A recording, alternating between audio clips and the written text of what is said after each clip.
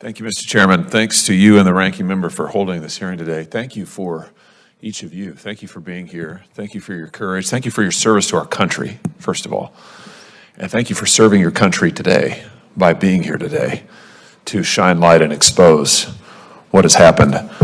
And I just want to say, I can't believe we are sitting here today. I can't, first of all, words fail me in saying what has happened to each of you and offering condolences. That doesn't begin to cut it. But I also just cannot believe that the extent of the cover-up for years and years and years and years. And I also can't believe, Mr. Chairman, that the Coast Guard has had this report since 31 January 2020, and they sit on it for 3+ years and deliberately conceal it from us. I mean, deliberately conceal it. Ms. Morrow, I wanted to ask you about something you said in your written testimony. I cannot imagine what this was like for you. You said you found out from CNN that your case was included in Operation Fouled Anchor. I just want to read what you said here. Not from an Academy representative, not from CGIS, not from Congress.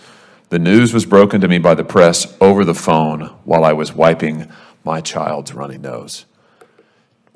Tell us what it is like to frankly be betrayed in that way, such that you've got a member of the press, which thank goodness they got it. Thank goodness whomever it was, the whistleblower, whomever leaked it to them. Because otherwise we probably still wouldn't know about it. But just tell us what that was like, to get a call and to say, hey, by the way, there's this report that you've never heard of and your case is in it, and do you have a comment? Yes, I have several.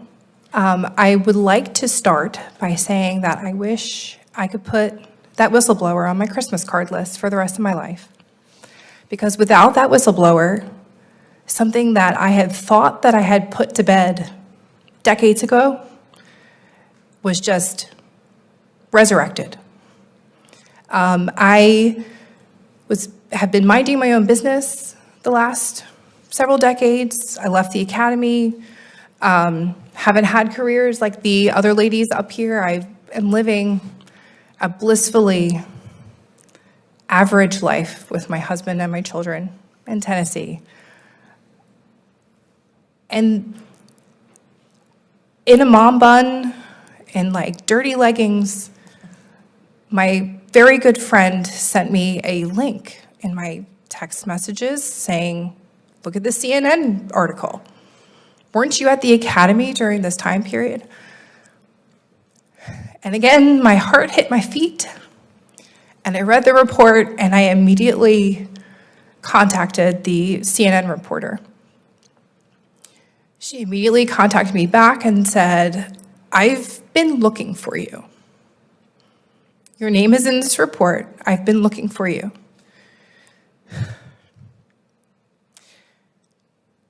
And it was clear to me that even though I had been in therapy all those years, that I had not healed. And like I mentioned in my testimony, I was wiping my son's runny nose with my phone up to my ear like this, listening to her tell me this. And I still don't have words. I've been suffering since June, since I heard. Went back into therapy and finally found a great counselor who diagnosed me with complex PTSD. And that was very freeing. So this has, in many ways, been a blessing for me because I finally have a diagnosis for the things that I thought were just personality quirks. These last 20 years was actually, in fact, PTSD. I don't know if that answers your question fully. I'm happy to expound. No, you bet it does. Can I ask you about something that you said a few minutes ago, talking about back when you were at the academy, talking about carrying people on your back in the pool, pushing them up over the walls in the obstacle course, and then none of them would come forward and support you. And you said something that really struck me. You said they're so fearful. They were so fearful. Tell us about that dynamic. What were they fearful of and why? Frankly, they were fearful of the stripes on leaders' shoulders. The bigger the stripes, the bigger the threat. We all know this. So walk us through that? I mean, just help us, what was the threat? If they supported you and they said, yeah, she's telling the truth, what would happen? You would be, blacklisted in a way. I don't know how else to better explain that. Every person that has gotten into a service academy knows how difficult it is and how driven and how hardworking you have to be to get there. I mean, it's not like the normal, acceptance routine that most kids have to go through to get into colleges. They are very, very special people. They're talented, they're hardworking, and they're smart. And to get there, you had to work your tail off. And to stay there, you have to work equally as hard. And it was a lot to lose.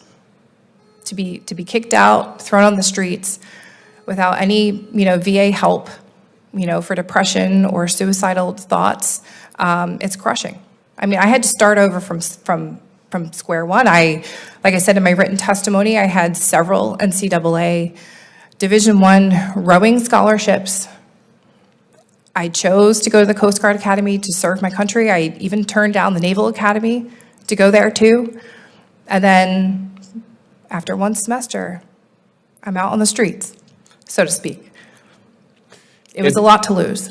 Oh my God, yes it is. And help me understand, help us understand the culture. So leadership they don't want to hear it, right? There's retaliation, there are repercussions. If somebody supports you, they're going to get blacklisted because the leadership doesn't want to deal with the problem, or they don't want to help explain that piece of it to us. I'll do Why not just say, why wasn't leadership in your case saying, this is unbelievable, this is terrible, it's probably a crime. For many of you, it is a crime, which you described. Sexual assault's a crime, rape's a crime. So it's not just bad behavior, it's criminal behavior.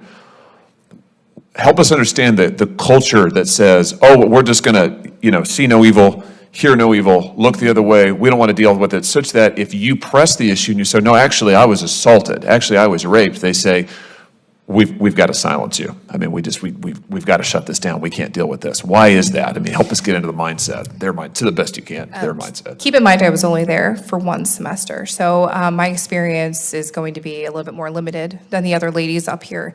But like others have touched on, there's this fear of retaliation, and then, the academy itself is an incredibly, especially your freshman year, is an incredibly strong pressure cooker type environment. When I was there, you were not allowed to have cell phones. You were not allowed to have iPods when they were back a thing. There's no music, there's no connection to the outside world, and you have to eat on squares. I don't know if you guys know what that is. You're turning, you're braced up. You have to have your eyes in the boat. There's no relief from this pressure, and I forget exactly where I was going with that. Excuse me, but so this pressure cooker type environment just creates this difficulty in trying to, you're just taking care of yourself. You're in like survival mode, so to speak. And so it's hard to see someone suffer and then to speak out about it, because it also might spotlight you as well. And so if you are guilty of consuming alcohol underage, or guilty of doing something that would merit a demerit, you just keep your mouth shut. I can't handle demerits on my record. I have bad grades, or I just don't want to spotlight myself. So I think that's in a roundabout way, and I hope that answers your question. It does, and I don't want to monopolize the time, Mr. Chairman. I'd be interested actually in the response to that question from everybody. Is it okay, Mr.? Yeah, please go ahead, Lieutenant McCaffrey. Yeah, Senator Hawley, I will try to make this as macro level as possible, given my 12 years of experience at literally every single level within the organization, from my 4th class year as a cadet to the front office of Commandant Advisory Group. I served on the front office staff on the Commandant's Advisory Group for Admiral Zumkunft from 2016 until I ultimately was medically retired in 2019 for sustained PTSD. And what I observed directly in headquarters at that office, where I am surrounded by the cream of the crop of leaders, senior leaders, is that they implement safeguards within each other, for each other. And I call these people the gatekeepers. Time and time again, I would go to these gatekeepers, my immediate boss, who was an 05, a commander, and an 06, a captain. I would come to them with legitimate problems backed by reams and reams of data. Example, 2016, we had a retention problem then, and it's only gotten worse. I tried to bring this to the awareness of Admiral Zumkunft and was told outright not to do it.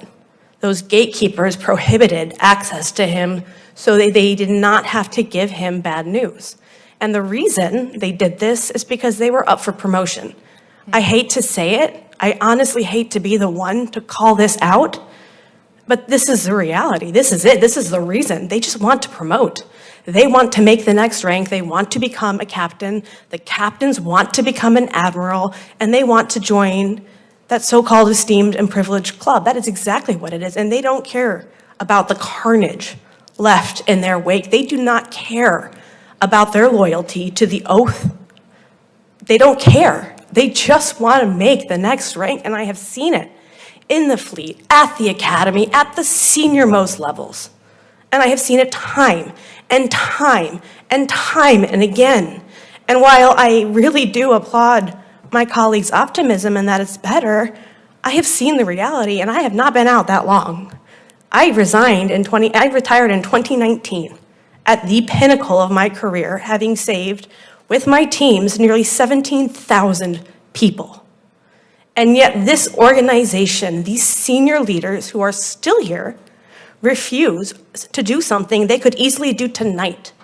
Should Admiral Fagan be genuine in her ability and her action to do something, she could recall every single one of those senior leaders tonight. She could charge them under her authority given to her via the UCMJ, and she could hold them accountable. But the unspoken and the unwritten rule that I have learned from my own experiences, and again, I need to caveat this, that not everyone in the Flag Corps, not all captains are bad. Many are good. But the ones in power, the ones who make the decisions, the one who overrule convictions, criminal convictions, are the ones who often stay the longest and rise the ranks to the highest point. And then when you add in the complexity of a gatekeeper, an 06, a 1-star, or a commander, they are just simply not getting the information that they need. And that's just the fundamental, that is the reality of the situation. It comes down to individual ego and ambition and their need and desire to promote